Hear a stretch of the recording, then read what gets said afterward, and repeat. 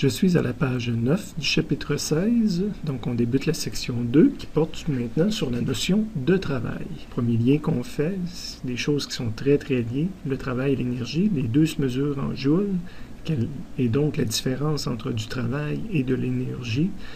Par définition, on va dire que du travail, c'est une variation d'énergie. Évidemment, une variation d'énergie, ça se mesure également en joules, dire combien tu as gagné ou perdu de joules.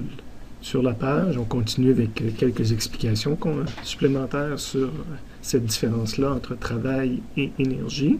Donc, vous pourrez lire les phrases qui sont là, mais je vais vous les expliquer dans mes propres mots à l'aide des formules au centre de la page. On a notre travail ici, qui se mesure en joules, qui va être égal, on disait en haut en français que c'était la variation d'énergie.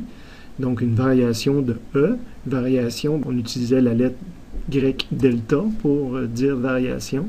Donc ici, j'ai le travail qui est égal à une variation d'énergie. Notre delta, notre lettre qui signifie variation, on la remplaçait souvent en termes de dire comment que je calcule la variation. C'est mon énergie finale, donc le E final, moins l'énergie initiale, donc le E initial. Tout ça, c'est des quantités scalaires. Dans le cas de l'énergie, on a déjà mentionné que c'était une quantité scalaire, toujours positif. Que l'énergie, là, c'est jamais négatif quand que je mesure purement l'énergie. Donc, l'énergie que j'ai à la fin, puis l'énergie que j'ai au début, ce serait deux quantités positives. Okay? Évidemment, je peux en avoir plus à la fin qu'au début, ou moins à la fin qu'au début, en termes de quantité absolue. Okay? Première situation, E final est plus grand que E initial. C'est-à-dire qu'à la fin, exemple, j'avais 100 joules, alors qu'au départ, j'avais rien que 50 joules dans mon système. Donc, 100 moins 50, j'arrive à 50. Le système a gagné 50 joules. Donc, le travail va être positif. Quand je vais faire 100 moins 50, je vais arriver à 50. Le travail est positif. C'est possible aussi que le système perde de l'énergie. Qu'au départ, j'avais 100 joules, puis qu'à la fin, il m'en restait 50. Donc, je me suis dépensé. 50 moins 100 va donner moins 50.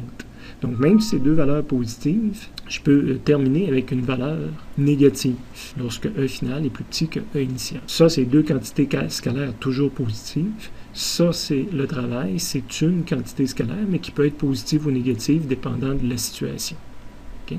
Ce genre de calcul-là, de calculer le travail en termes de variation d'énergie finale par rapport à initiale, ça s'applique à toutes les formes d'énergie. Effectuer un travail, c'est transférer de l'énergie.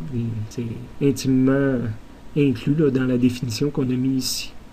Des fois, on a l'impression qu'il n'y a pas de travail qui se fait. Exemple, un humain qui pousse sur un mur. J'effectue aucun travail mécanique sur le mur. Le mur, il ne bouge pas. Okay? Mais j'effectue un travail thermique. Si je continue à pousser de cette façon-là, même si c'est inutile, je dépense des calories musculaires, puis je vais, à quelque part, chauffer un petit peu la pièce dans laquelle je suis. Vous continuerez cette page-là en lisant les deux derniers paragraphes par vous-même.